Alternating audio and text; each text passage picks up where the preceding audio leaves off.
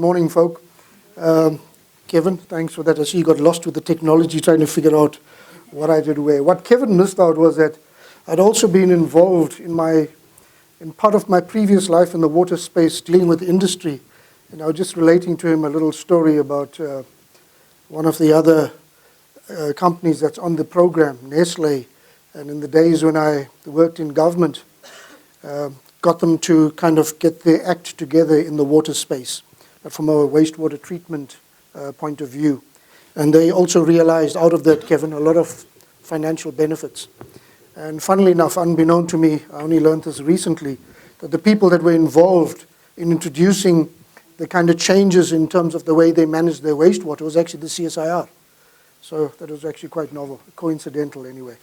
See, this thing loses me when I face forward. Eh? All right, look, I'm not going to wait for the technology, but just to warn you, Kevin, how many minutes have I got? Kevin says 20. I told him, look, the presentation I've got, we can do it in 20. We can also do it in a week. So it's up to him very much. All right, I'm going to talk to about 10 or 15 slides, but I've got 40. And I normally tell the folk that fasten your seatbelts, because then we can do, is that, sorry. Is that only the thing you're going to take off? Eh? Okay. Yeah, look, I don't want to be exposed to fire. Thank you. All right. All right. Let's get going. And as Kevin says, I'm glad you've got the afternoon session where you're dealing with practical issues. So I think, wow, that's all right. My hearing aid will fail this now. Right, we can carry on. Yeah. Well, as Kevin said, my name's Ashwin, whatever you want to call it.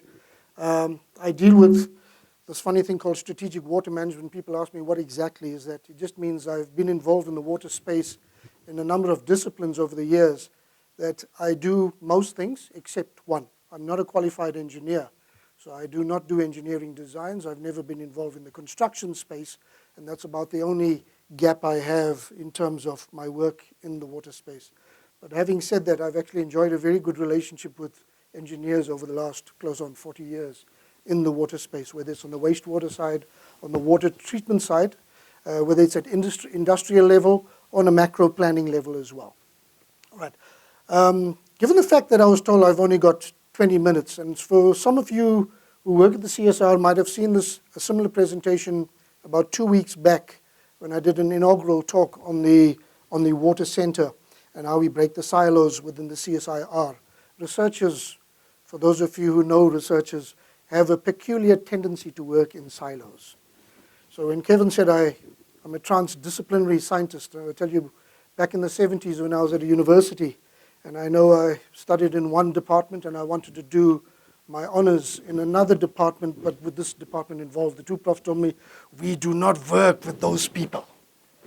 And that was my first taste of the scientific silo mentality. It didn't break.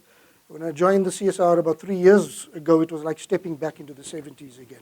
But anyway, that's basically what it is. But the water center, as Kevin says, has been put in there for a reason. It's to break down these silos. Water, as you'll see in a while, is very transdisciplinary. So I reckon let's just try and keep this fairly short and sharp and let you know what the water center, this new water center is all about. Kevin's already touched on that. Why we have this the CSIR water center. Critically for you, I think, many of you, how will it support industry? And just to share with you some of my closing remarks, having been involved in the business for a while. Look, you guys are not going to be able to read, and I do not read off my slides a lot of the time, but it's there. It will be posted, I think, on the NCPC website, Kevin. Right, so you can have a look at this at your leisure. So I'll talk to specific points, etc. Kevin's already touched on the CSIR and its restructuring and repositioning. And we do have a new strategy, and that strategy is geared towards enhancing our role in supporting industry, either directly or indirectly. Water has been a peculiar sector within the CSIR in terms of where does it fit. Does it have a direct impact? Does it have an indirect impact? What are the industrial returns on any investment that we make from the research, development, innovation space in the water sector? You can read this, but essentially what I've highlighted there while you're sitting here, you listen to me. I've got a soothing voice, even though I speak fast. So you can sleep. Close your eyes, please. Just don't snore, because you'll disturb the person next to you. Right? But if you do open your eyes once in a while, you'll see things that I've highlighted. It's just merely to focus your attention on where it is. Right, so it's also in response to the CSIR mandate. We're a National Science Council, and you may or may not know it. You didn't have to sign in. We're a national key point as well, right? So it's fairly high security out here. But the highlight portion here is through directed and particularly multidisciplinary research and technological innovation to foster in the national interest and in fields which, in its opinion, should receive preference, industrial, and that's a mouthful, industrial and scientific development. So in essence, what it is that, yes, we do have a research arm to us, but we're moving more into that research having impact out in the real world. And if one looks at how do we feature on the research landscape, you have higher education institutions, many if you have degrees, etc. They do a lot of fundamental research. That's where they play in that space. We do a little bit, depending upon the needs, but a large part of the time we're involved in strategic, basic, and applied research, technology development, and then moving into the commercialization and the technology uptake space. So that's a very important area. So part of our reconfiguration is where we've set up impact areas. So you'll find we have research impact areas that are headed by particular managers, and that's servicing specific areas in industry. And we deal with science, engineering, and technologies in the main. Our partnership extends both ways, both up and down. We do have partnerships with higher education institutions, where we do have students that also serve time at the CSIR in the postgraduate space, quite often doing fundamental research, but as we move it into the strategic, basic, and applied research domains as well. But equally, we have industries and also the public sector. We do service government as well, and a lot of that is on the applied side. So that gives you a sense of the value chain of the research space and where the CSIR plays. So that deals with the what. Okay, Kevin, 3 minutes I think we're done on that one, right? So why the CSIR Water Center? And this is critical because I think Kevin, in his introduction, gave you quite a good idea about how water is positioned. Now, there's been a lot of focus on energy this morning, and some of you, or many of you might have heard of the Water Energy Food Nexus, a big thing by the World Economic Forum. So while energy was getting the center stage there, somebody did slot in now and again how important water is, and you'll see in a while why that is important. But equally, many people don't understand there's the relationship between energy and water. But thirdly, also the relationship with food and how these three are interlinked. Now, from our side in the Water Center, part of our interventions and support across the country, particularly within the industrial space, we do have insights. And as Kevin alluded to it, we have legislation, and let's just touch on the legislation here. And this is important. Okay, I didn't highlight this. It's about 20 years ago, and I was involved in the development of our current legislation. We are recognized as having one of the foremost pieces of legislation in the world. State of the art, even though it's 20 to 25, 1998, just over, it's 21 years this year, all right, in August. It's just passed, it's over 21 years. Right, so our, oops, let's just go back, no, there. Yeah. We're an international water sector leader in the way we framed our legislation. Problem is, it is a very integrated piece of legislation. It's very forward-thinking. The skills required to implement it are actually quite substantial. And that's a change in mindset, and you're dealing with a lot of change management issues, and how do we get about this? Importantly, within the legislation, unlike in the past where government drove, and it was what we called command and control legislation, drove everything, this legislation allows a lot of engagement with the various parties and the role players involved in the water space. So gone are the days when government can just come out there as big brother and say, you will do this. You can say, why do I have to? Does it impinge on my constitutional rights? Does it impinge in terms of my access to information and a whole host of other legislation around which our constitution is framed? Remember, we're a constitutional state, so our legislation has got to adhere to the constitutional precepts that are contained in there.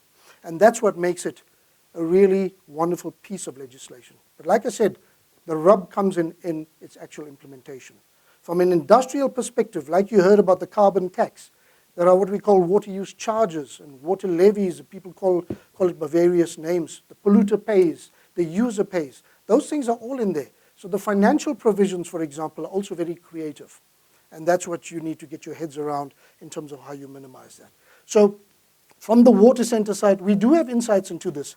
And make no mistake, in the water space, it's not a new sector. It's an old sector. It's been around ever since people have been on this earth. We're often conservative. It's very multifaceted and a very complex sector.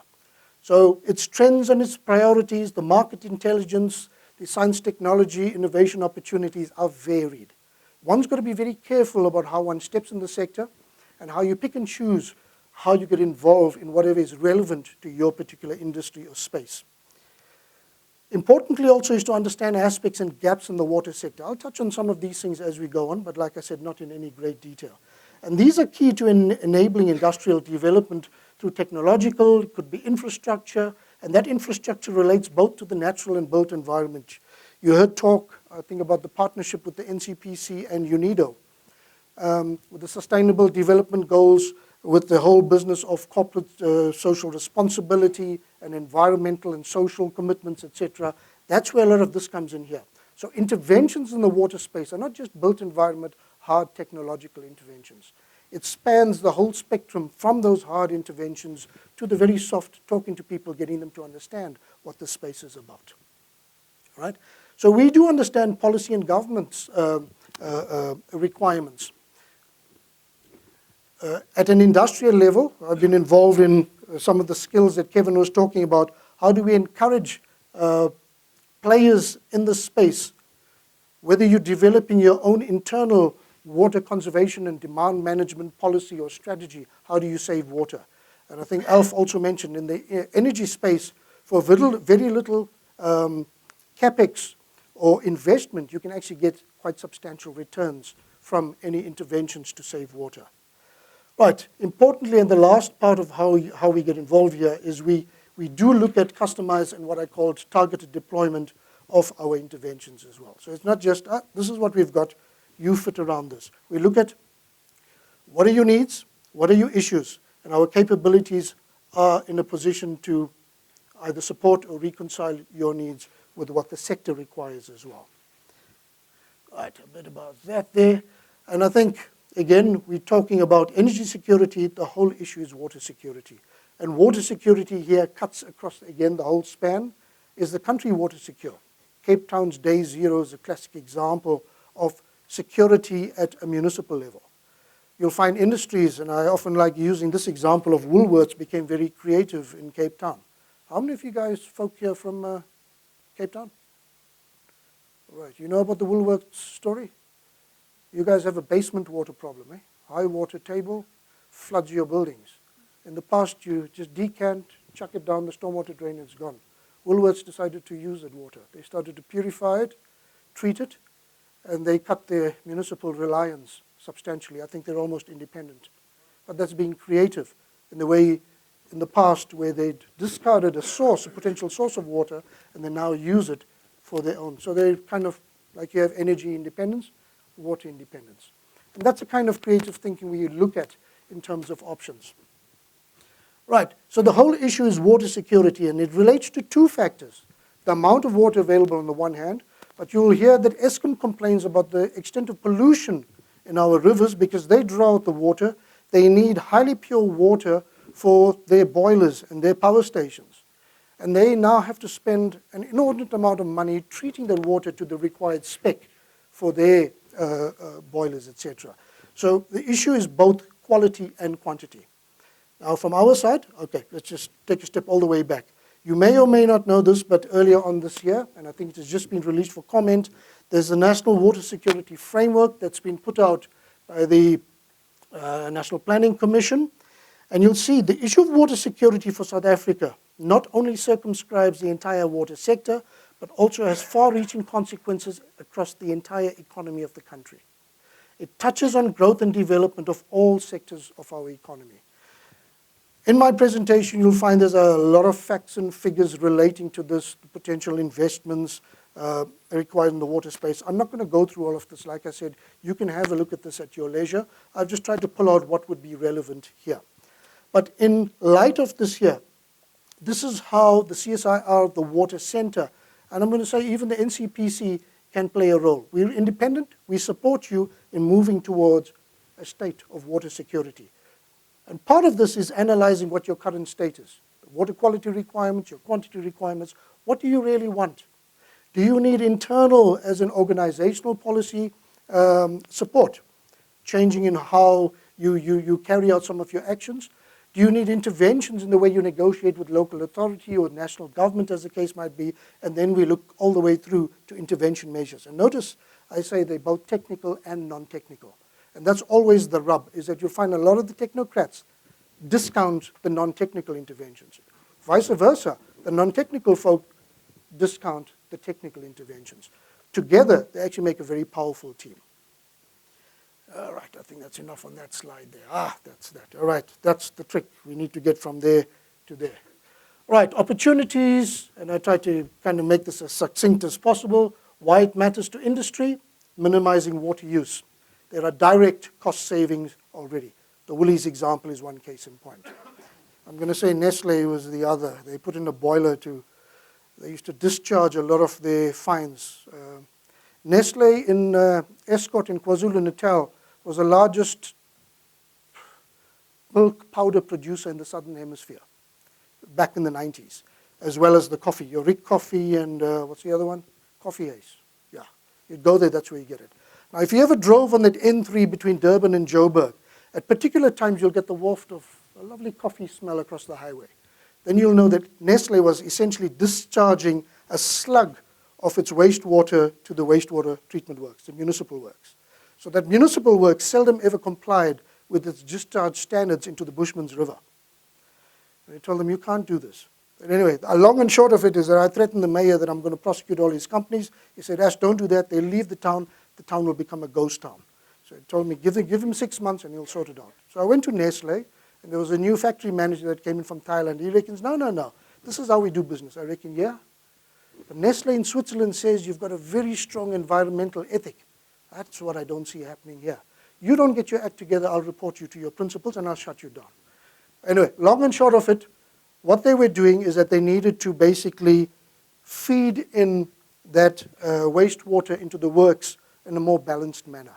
So the problem is on their site, they didn't have any space at all to put in any balancing tanks or balancing dams. The only place they had was underneath the car park, which is where they actually did it, funnily enough. So they did that there, they put in a centrifuge, and a lot of those fines they used to use in their boilers. So they saved on their energy bill and on their water bill because they also reused the water. They didn't have to pay a trade effluent surcharge for the discharges to the works as well. But that was many years ago, long before the kind of legislation you're seeing now. All right, so we have incentives for minimizing water use, and these are the direct cost savings. How do you reduce your water dependency, and how do you reduce pollution? Key to this is your water security and independence, because there is increasing competition for the scarce resource, and that's a fact of life. Because quite often you're going to get shutdowns, you're going to get interruptions to your supply. You need to be water independent in relation to that. All right, there's also an associated future market growth for industrial water intake and wastewater treatment technologies. Basically saying that if you invest wisely in terms of the kind of treatment technologies you have, you're actually a step ahead of this market growth and the costs relating to that. But lastly, and this is important as well, is that from our side, we offer you with tactical management and operational interventions. We look at your water use and your associated energy use and waste production at a systems level, so that any interventions that we provide to you are reasonably customized to your particular needs. All right, this kind of gives you a sense for the various sectors. The industrial sector, in terms of the global water market, this was in 2016. And you'll find agriculture and utilities tend to be, okay, you see utilities here, but that's more on the treated water market. Agriculture, not so much. But in terms of overall water use globally, 70% of our water resources are used by agriculture. If one comes closer to home, the South African water industry, these are the various sectors involved in the water space. But importantly here is that water prices have been rising faster than inflation. So I think there's a cost factor there. And this trend is expected to persist. And you've heard about climate change and all of that kind of stuff coming with the carbon tax. If this trend persists, we're going to have less water to go around for more people. And water prices will be amplified as the supply concerns grow. It's predicted that our water requirement by 2030 would have grown by, I think, another 17% more.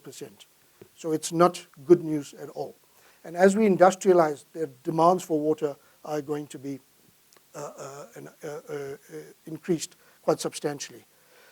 Another point to note is that approximately 9.5 million jobs are significantly dependent on water in South Africa, including the quasi-totality of agricultural jobs, right? And a third of industrial employment. So there's a number of jobs that are at stake as well. Some of the main market drivers and constraints in the water space relate to water security, what we've been talking about, access to water and sanitation services, health and environmental regulations, aging and degraded infrastructure, and financial sustainability. I could give you another story about aging infrastructure in another industry also in that same town, but we'll save that for a later time, because once those guys started to rehabilitate, they put in a program to rehabilitate their infrastructure, it actually changed their whole business quite radically. All right. I'm about a third of the way through and I've got 3 minutes left, is what Kevin tells me, all right? You're not going to see this, but I told you there's very little water in the world. To give you a context, when I use this slide, I often tell people the amount of water, fresh water that's available on this planet is the same amount that we had when dinosaurs roamed the earth. So the amount of water hasn't changed. So you have been drinking recycled water through the ages. Our ancestors have been doing it. Oops, let's just go back there. A lot of that water is salt water. Only 2% is fresh water. And of the 2%, because most of it is in the polar ice caps and a lot of it in our underground sources, there's less than 1% that's on the surface that we fight over globally. That's a global situation. If you take that even further, in the way it's distributed globally is also very variable. This is the bubble you need to be worried about. We sit in an extremely high water-stressed area. That's South Africa. Okay, right. But just to give you an idea about what goes into the production of water, how many of you guys like chocolate here? Takes 24,000 liters to make a bar of chocolate. How many of you guys like coffee? I do. 140 liters, but still, it's quite a bit of coffee for a cup, all right? Ranging all the way in between 1 kilogram of beef to, what's that, milk, and all sorts of things. But that gives you an idea of what we call the water footprint, in that how much of water goes into producing various commodities, various goods that we use. Right, let's move on from this. All right, and just to hammer that point home, this is the 2019 World Economic Forum, Global Risks. You see water sits right at the top there. In 2016, it said for the next 18 months, large-scale migration. But for the next 10 years, there's water crises. You can't read that very well from the back, but those are water crises, right? And from a business perspective, companies experiencing increased detrimental impacts from water, that's security of available and quality, these have direct impacts. They're water-related, result in financial impacts. I think that's the message that basically needs to come out of there. Continentally, we also have issues, as I said, globally. In South Africa, we have both water quality and water quantity issues. That map shows you where the various quality and quantity issues are. And like I said, there are also a whole range of issues that govern our water domain here. You see, Kevin comes from that part of the world where there's a reasonably decent amount of water, Durban, but they still are subjected to droughts. We're up here. As we move from east to west, we become progressively drier. This part of the world, of our country, has less than 100 millimeters rainfall per annum. The world average is about 900, forget, it's dropped out of my head. Our average is about 460, yeah, it's about 900 thereabouts. In the water space in the country, There's a good bit of knowledge that's out there in terms of how much of water is available, how much of water is used, the possibilities for reconciliation. And that is why when I told you earlier on, we have insights into where. And quite often, strategically, companies want to be in a place where they don't want to run into hassles in relation to water security or issues of production, etc.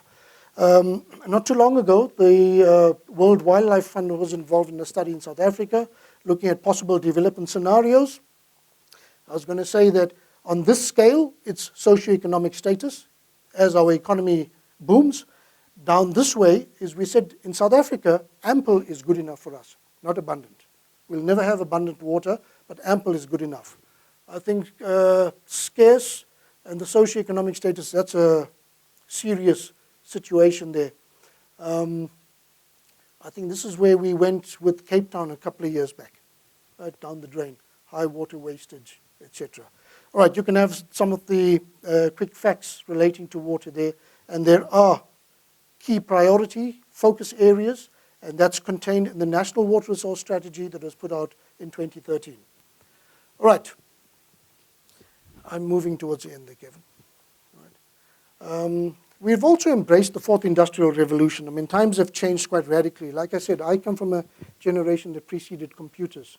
I mean, the ZX, Sinclair, and Spectrum, for those of you who might remember when we had cassettes running our programs. But anyway, the days have changed quite radically. We're into big data, and data and information help manage. And that's key to a lot of this. The technologies that make life easier, whether it's at an industrial production level, etc., or also getting the data. And that's where smart, intelligent water management systems become important. I'm going to rush through the last few there, Kevin. And then where we're moving as well is the days of bulk infrastructure are going to be largely out the window.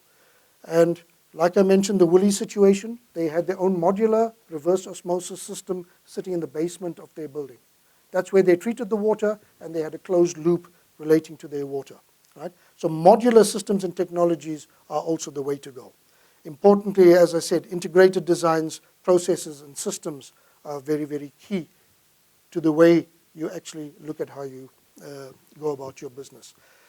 The CSIR Water Center, in relation to the changes we've had at the CSIR, for those of you who paid attention to what Kevin was saying, there are a number of clusters that we have. Both the NCPC and the Water Center sit in smart places. It's one of the centers. We have the Energy Center sitting there as well. But we link up with various research groups and clusters, impact areas, and other centers within the CSIR. So it's much a hub and spoke model. We collaborate, and that's key because we don't have all of the expertise sitting only in the water center. They spread out around the CSIR, and that's what we pull together in this hub and spoke model. And we've got no choice. It has to be multidisciplinary. It's got to cross over the various disciplines as well. All right, we've spoken about that. Just one example, we'd also worked with Eskom. We had a bilateral in 2017. And this gives you an idea of the kind of interventions we were looking at in their bioreactors, multi-effect distillation, and that's on the energy and water side. So with Eskom and the the independent IPPs coming on stream, meant Eskom had to scale back its electricity output during the non-peak demand times. But it had to keep its plants running at a certain level just to minimize the wear and tear. But the problem is they were actually now wasting energy. What we were looking at here through multi-effect distillation is actually now bleeding off some of that energy before it became electricity to actually treat water. So you were getting a spin-off benefit where Eskom didn't have to throttle down too far, and that excess energy was now used to treat water that they could use in their boilers later on during the peak demand hours. We also get into very specific contaminant removal, chrome-6, also micro amounts of water, quite often very difficult, very expensive to remove, ash liners. Colidot was also detection of water quality status, etc., and energy from the wastewater treatment plants. Not going to go into this. These are the value chains. Some of you may be aware of this, where the interventions are possible in the resource development side, bulk infrastructure, distribution, and on the wastewater side. gives you an idea of the various industrial water sectors. Importantly, there is an opportunity to tap into funding that comes through from the Water Research Development Innovation Roadmap that's been put out. It deals with 3 key means of dealing with this: human capital development, research and development, and innovation. But like I said, you folk can have a look at this. It's looked at what the problem statements are, how one can intervene.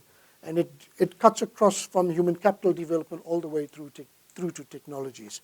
Importantly, the returns from the RDI roadmap will appeal to many of the business leaders that we have around. It deals with technology, products and services to the market, technology packages, prototypes.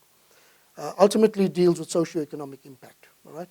Knowledge, registered patents, patent applications, publications, and then human capital development as well. Yeah, there's a summary of market opportunities, and this is in the country.